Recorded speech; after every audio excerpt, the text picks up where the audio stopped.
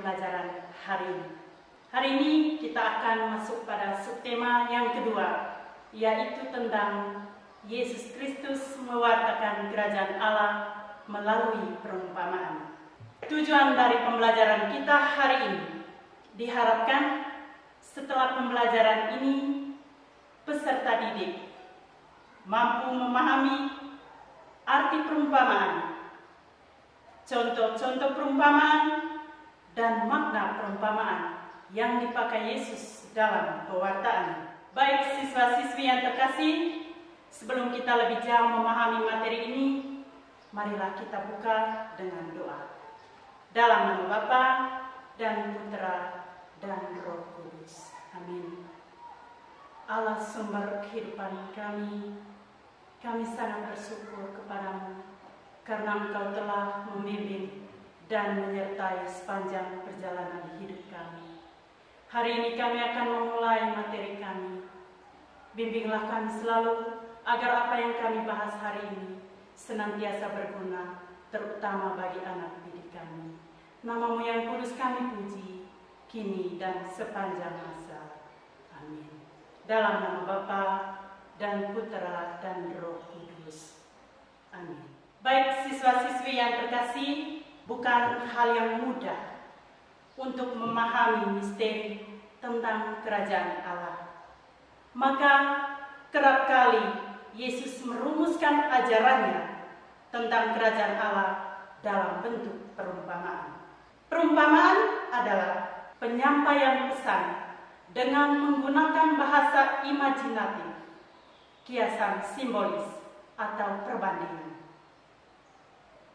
Orang yang mendengar sebuah perumpamaan diharapkan mampu menangkap pesan di balik perumpamaan tersebut. Demikian juga Yesus. Dengan menggunakan perumpamaan, orang yang mendengarkan ajarannya diharapkan dapat lebih mudah mengerti, memahami, dan melaksanakan ajarannya itu dalam kehidupan nyata. Perumpamaan yang dipakai Yesus untuk menjelaskan kerajaan Allah itu biasanya diambil dari kehidupan masyarakat sehari-hari. Sebagai contoh, ketika Yesus berhadapan dengan petani, maka Yesus menggunakan perumpamaan tentang biji sawi, perumpamaan tentang lalang di antara gandum, perumpamaan tentang pembajak sawah, penabur benih, dan sebagainya. Ketika Yesus berhadapan dengan nelayan, maka Yesus menggunakan perumpamaan tentang pukat, jala, dan sebagainya. Maka diharapkan perumpamaan yang dipakai Yesus dapat diambil pesannya oleh siapapun yang mendengar. Siapa yang bertelinga, hendaklah ia mendengar. Hal ini terdapat dalam Injil Matius bab 13 ayat 45. Siswa-siswi yang saya kasihi, untuk memahami perumpamaan tentang Yesus, maka saya minta siswa-siswi untuk mengamati gambar perumpamaan di samping ini. Ada beberapa gambar yang saya tampilkan. Kurang lebih ada 4 gambar. Saya minta siswa-siswi untuk melihat dan mengamati gambar yang ada. Saya akan tampilkan gambar pertama adalah gambar tentang seorang penabur menabur benih. Kemudian gambar yang kedua, benih yang tumbuh menjadi tanaman. Lalu gambar yang ketiga tentang ladang gandum. Dan yang keempat, gambar tentang berbagai macam ikan di laut. Ini beberapa gambar yang dipakai Yesus untuk mewartakan kerajaan Allah. Siswa-siswi bisa lihat gambar itu, amati dengan baik. Kemudian setelah kalian melihat dan mengamati gambar itu, ya, kalian buat pertanyaan terkait gambar tersebut. Siswa-siswi yang terkasih, dari beberapa gambar yang sudah ditampilkan, ada beberapa pertanyaan yang muncul terkait gambar. Yang pertama, apa itu perumpamaan? Kemudian yang kedua, mengapa Yesus mengajar menggunakan perumpamaan? Dan yang ketiga, sebutkan perumpamaan yang dipakai Yesus dan jelaskan aspek-aspek dalam perumpamaan tersebut.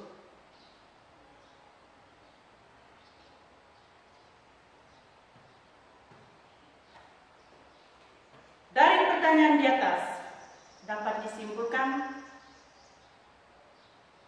pertama, Yesus mewartakan kerajaan Allah menggunakan perumpamaan. Maka kerajaan Allah dapat kita pahami dalam 3 aspek. Yang pertama, kerajaan Allah itu adalah sebuah proses. Mengapa dikatakan kerajaan itu adalah sebuah proses? Di situ ada 4 perumpamaan yang menggambarkan kerajaan Allah adalah proses. Kita lihat tadi di gambar ada gambar tentang seorang penabur menaburkan benih. Kemudian kita bisa lihat juga perumpamaan tentang biji sesawi. Siswa-siswi bisa buka Injil Matius bab 13 ayat 31 sampai 32. Kemudian perumpamaan tentang benih yang tumbuh, kalian bisa lihat di Injil Markus bab 4 ayat 26 sampai 29 dan ragi dalam tepung. Hal ini dapat kalian baca dalam Injil Matius bab 13 ayat 33. Dari perumpamaan tersebut, pesannya adalah kerajaan Allah itu akan ditegakkan oleh Allah. Kita tidak boleh berkecil hati atau gampang putus asa dalam merintis kerajaan Allah. Dengan pantang menyerah akan menghasilkan buah panen berlimpah melebihi apa yang diperkirakan manusia. Lalu yang kedua, kerajaan Allah itu terbuka bagi semua orang. Ada satu perumpamaan, yaitu tentang pukat. Hal ini dapat siswa-siswi baca dalam Injil Matius bab 13 ayat 47 sampai 50. Dari perumpamaan ini pesannya adalah untuk menegakkan kerajaan Allah. Tidak harus dengan cara menghabisi yang jahat, tetapi Allah memberi kesempatan kepada manusia untuk bertobat. Poin yang ketiga, kerajaan Allah itu paling berharga di atas segala yang kita punya. Ada satu perumpamaan, yaitu harta terpendam dan mutiara berharga.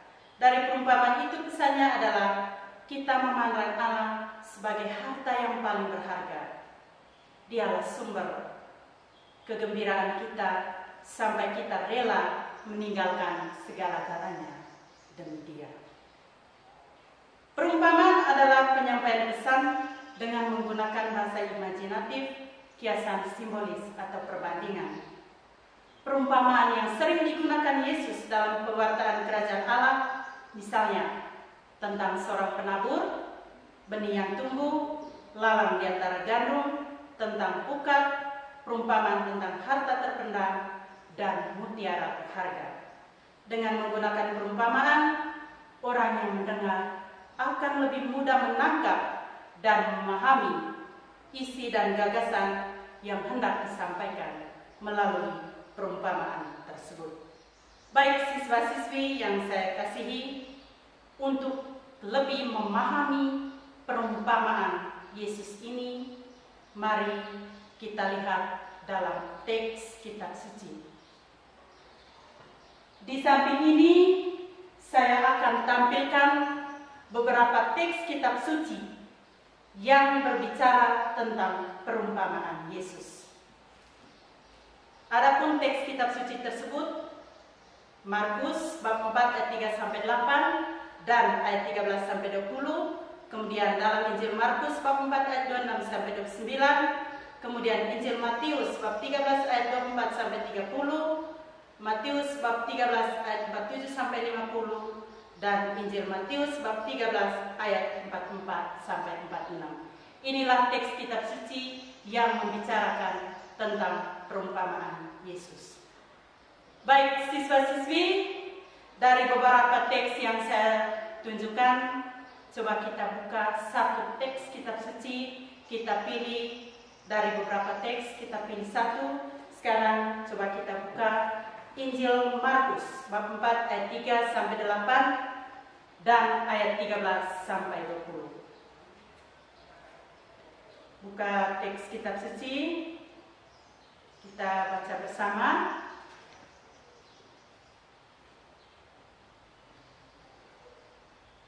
Baik, kita mulai. Injil Markus bab 4 ayat 3 sampai 8 dilanjutkan ayat 13 sampai 20. Semoga Tuhan beserta kita sekarang dan selama-lamanya. Inilah Injil Tuhan kita Yesus Kristus, karangan Santo Markus. Dimuliakanlah Tuhan.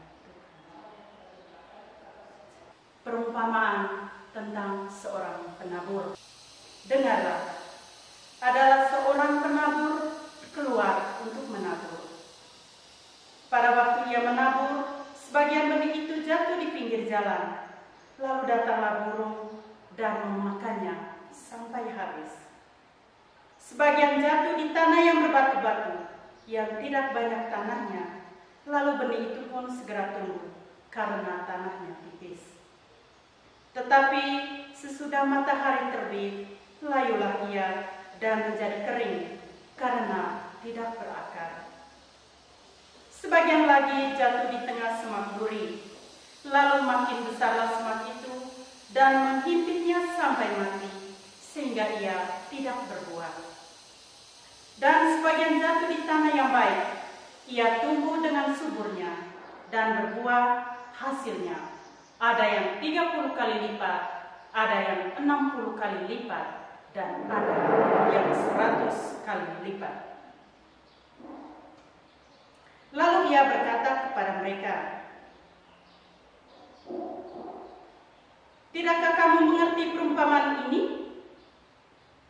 Kalau demikian, bagaimana kamu dapat memahami semua perumpamaan yang lain?"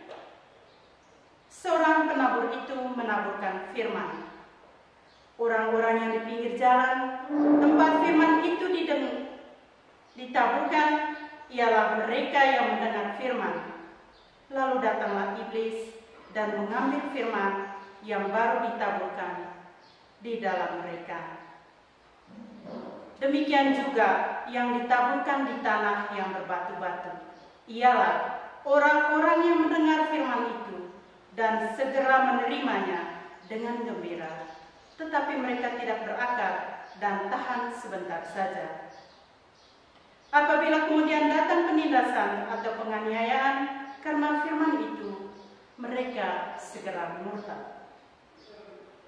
Dan yang lain ialah yang ditaburkan di tengah semak duri. Itulah yang mendengar firman itu. Lalu kekhawatiran dunia ini dan tipu daya kekayaan dan keinginan-keinginan akan hal yang lain masuklah menghimpit firman itu sehingga tidak berbuah. Dan akhirnya yang ditaburkan di tanah yang baik ialah orang yang mendengar dan menyambut firman itu lalu berbuah. Ada yang 30 kali lipat, ada yang 60 kali lipat, dan ada yang 100 kali lipat.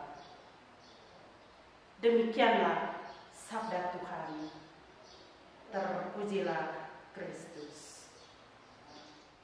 Baik siswa-siswi yang saya cintai, setelah kita sama-sama membaca teks kitab suci tentang perumpamaan Yesus, maka saya minta jawablah pertanyaan-pertanyaan berikut ini. Saya minta anak-anak catat dalam buku tugas kalian. Pertanyaannya adalah, apa yang hendak disampaikan Yesus perihal kerajaan Allah melalui perumpamaan-perumpamaan tersebut?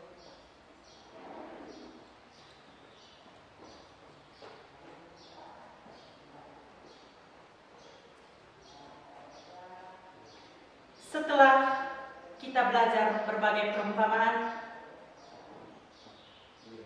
saya ingin menegaskan beberapa hal berikut ini.